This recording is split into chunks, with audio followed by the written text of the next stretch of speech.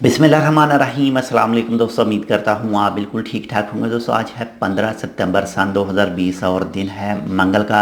उन तमाम अफराद के लिए खुशखबरी आ चुकी है जो दोस्त भी वेट कर रहे थे कि ओमान कब अपना न्यू वीज़ा खोलेगा और हम ओमान में आएंगे।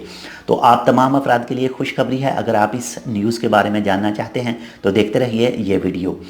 तो दोस्तों अगर आपने अभी तक हमारा ये channel tech with Urdu subscribe नहीं किया तो इस लाल बटन को प्रेस करके चैनल सब्सक्राइब कर सकते हैं मज़ीद ऐसे ही अच्छे और मालूमाती वीडियोस के लिए। तो दोस्तों कल शाम यानी 14 सितंबर सन 2020 और दिन सोमवार को ओमान ऑब्जर्वर में एक आर्टिकल आया पुलिस की तरफ से और उसमें कहा गया है कि आप बाज़रिया ऑनलाइन यानी ई वीज़ा की जो पोर्टल है उस पर आप अपनी एप्लीकेशन जमा करवा सकते हैं। आप वीज़ा के लिए अप्लाई कर सकते हैं, लेकिन आप विज़िट वीज़ा और एक्सप्रेस वीज़ा के लिए अप्लाई नहीं कर सकते। आप फैमिली ज्वाइनिंग और वर्क वीज़ा के लिए अप्लाई कर सकते हैं। अगर आपको इख्तियार है, आपके पास अरबाब के तमाम डॉक्यूमेंट मौजूद हैं, आपको इजाज़त है, तो आप ख़ुद ही अपने घर में बैठकर ही अप्लाई कर सकते हैं ऑनलाइन। और अगर आपके पास इख्तियार नहीं है तो आप अपने स्पॉन्सर के साथ बात करके उसे कहें कि वो न्यू वीज़ा के लिए अप्लाई कर दे।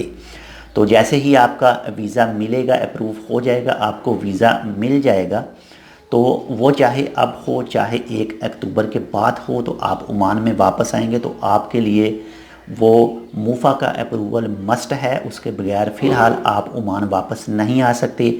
एक दूसरी चीज़ कि अगर आपके पास पहले से ही ओमान का वीज़ा मौजूद है और आप अपने मुल्क में स्टक हैं, ओवर हो चुके हैं छुट्टी से 6 महीनों से, तो तब अगर 6 महीनों से ऊपर हो चुका है तो सबसे पहले तो अरबाब का लेटर चाहिए, उसके बाद में मूफ़ा अप्रूवल यानी उसके बाद में NOC लेटर जो सने शॉप से मिलता है, वो ये तीनों चीज़ें आपके पास होनी चाहिए, तब ही आप वापस आ सकेंगे ओमान में।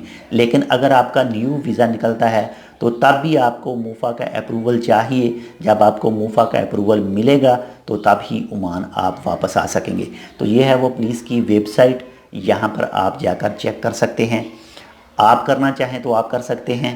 अगर आपका अरबाब आप करना चाहे तो आप अपने अरबाब के साथ बात करके उनसे कह सकते हैं कि आप अप्लाई कर दें।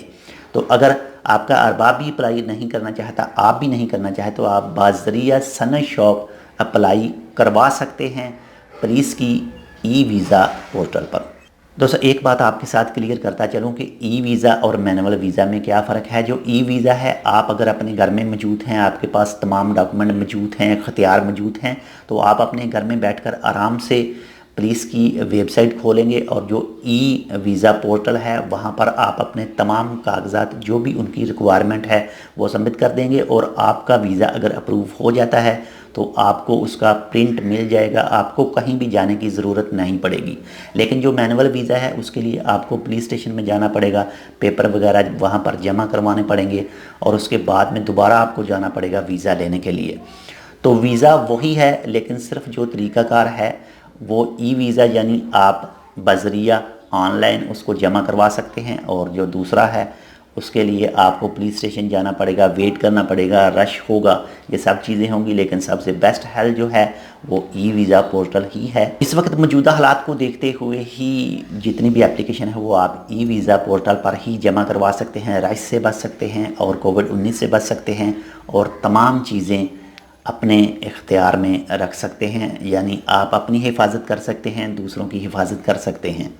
तो ये एक छोटी सी वीडियो थी ओमान वीज़ा के हवाले से। उम्मीद करता हूँ आपको पसंद आई होगी। अगर आपको हमारी ये वीडियो पसंद आए तो प्लीज़ लाइक और शेयर ज़रूर कीजिएगा। इंशाल्लाह मिलते हैं आपसे किसी ऐसी ही दूसरी मालूमाती वीडियो के साथ। तब तक के लिए अल्लाह हाफिज़।